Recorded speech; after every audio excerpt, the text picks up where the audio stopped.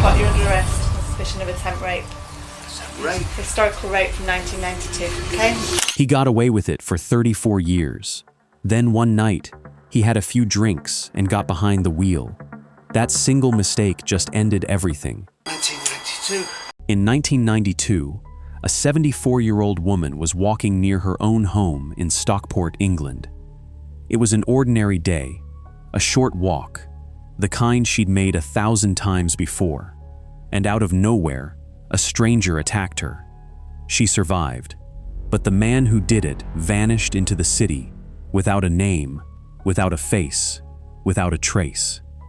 One elderly woman, one quiet street, 34 years of nothing. For more than 3 decades, this case sat unsolved.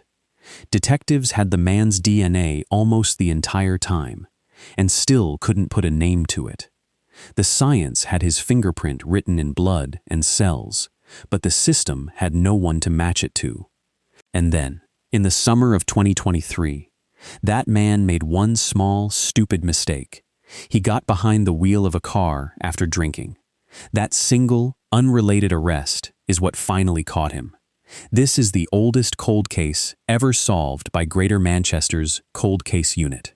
And this is how 34 years of silence ended with a routine traffic stop. Welcome to Crime Watch UK, where no case stays cold forever. Let's go back to the beginning. Stockport, 1992. A town just south of Manchester, in the northwest of England. Rows of houses, quiet streets. The kind of place where an elderly woman could walk near her home in the middle of the day and feel completely safe. At the center of this story is a woman who was 74 years old at the time.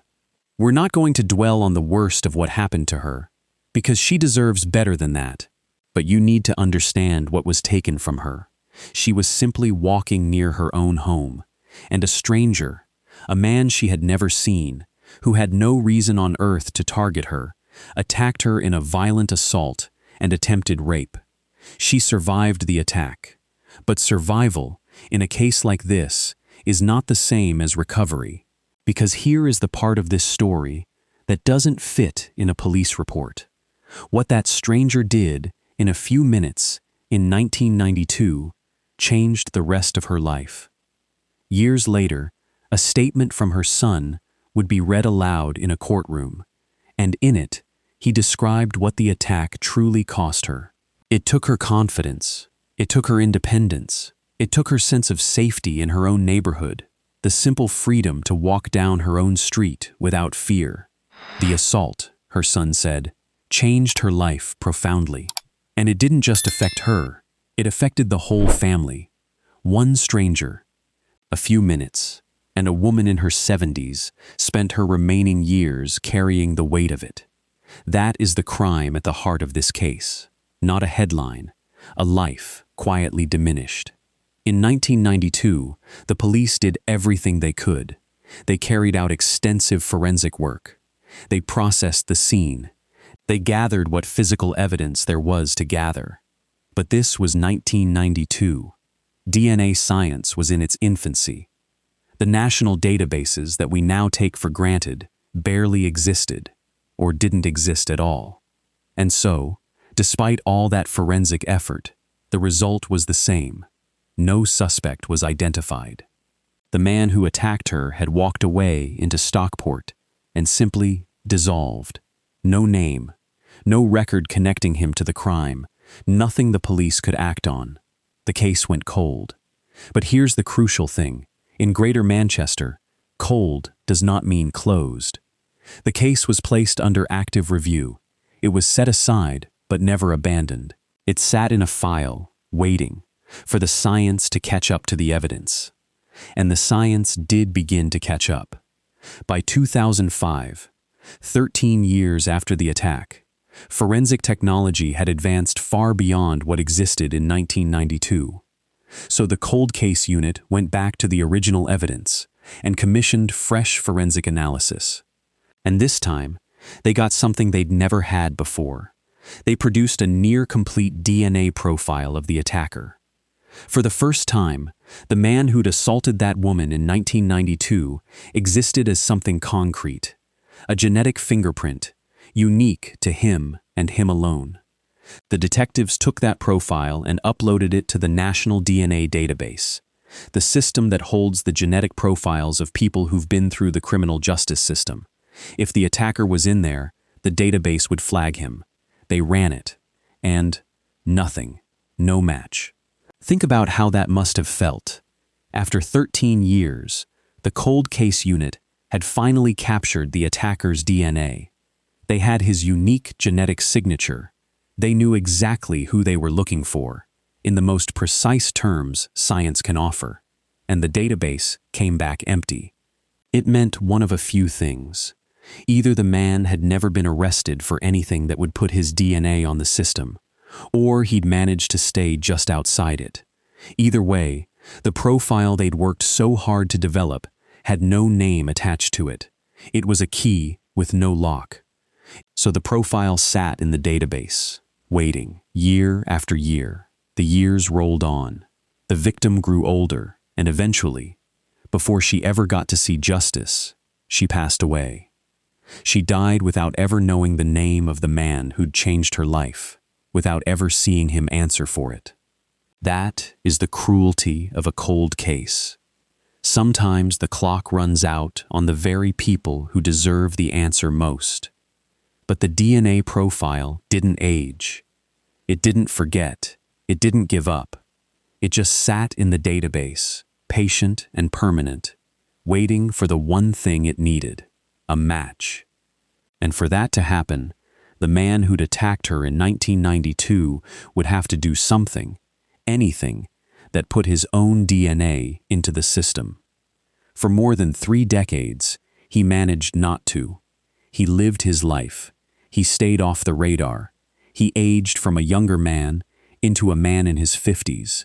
He was, on paper, just another ordinary resident of Stockport, hiding in plain sight, not behind a disguise, not in another country, just behind the simple fact that no one had ever connected him to that file. And then, in August 2023, his luck finally ran out, in the most ordinary way imaginable.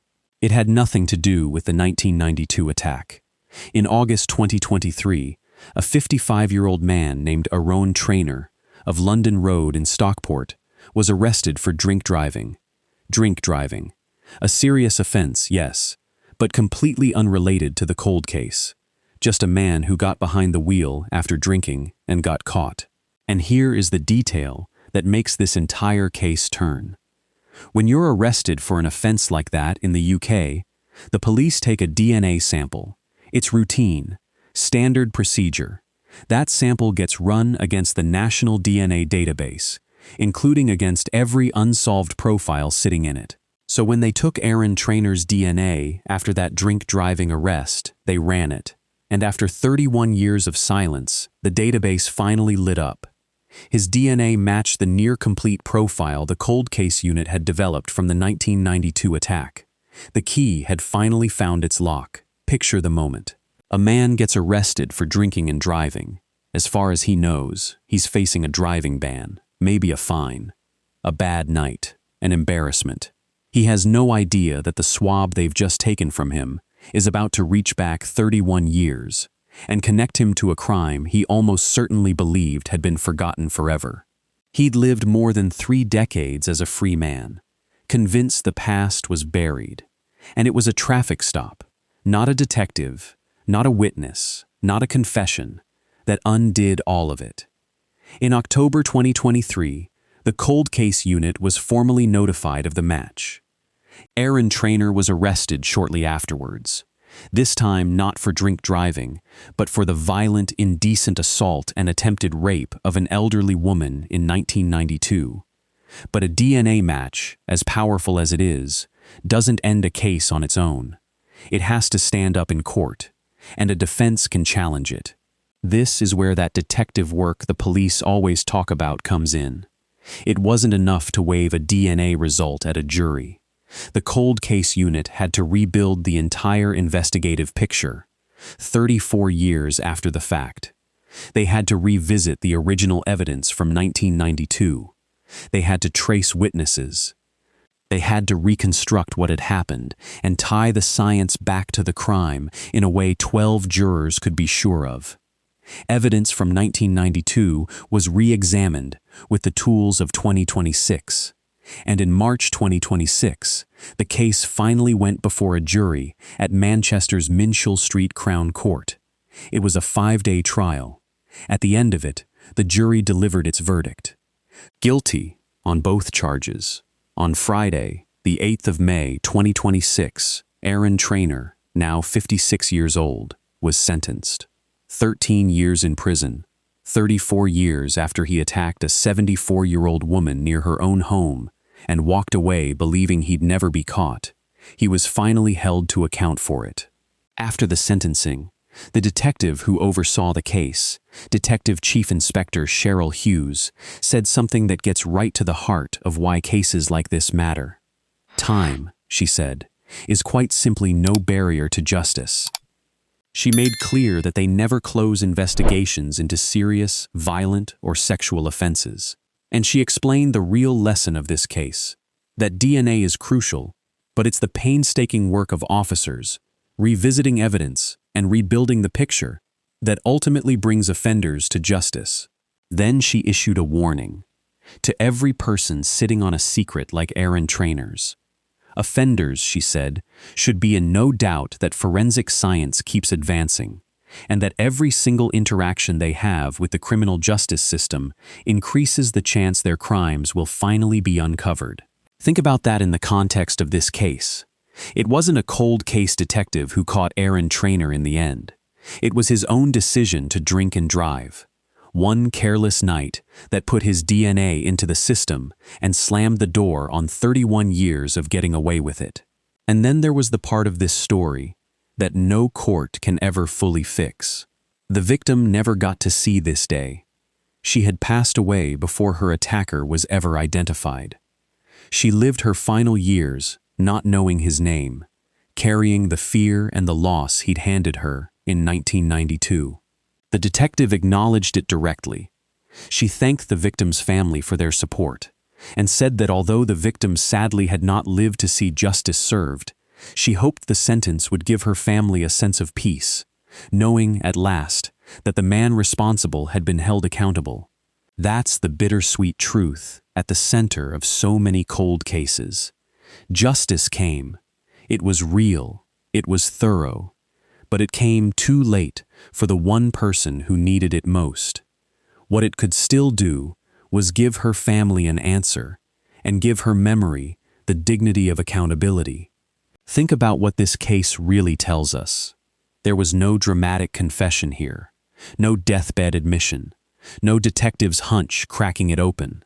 What solved this case was patience and a database that never forgot.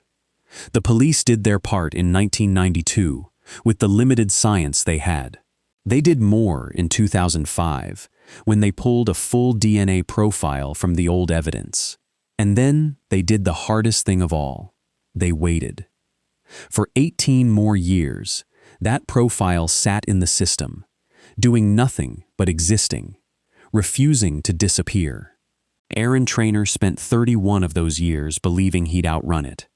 He lived an ordinary life in Stockport. He hid in plain sight. But he could never undo what was written in that DNA profile. All it needed was for him to slip up once.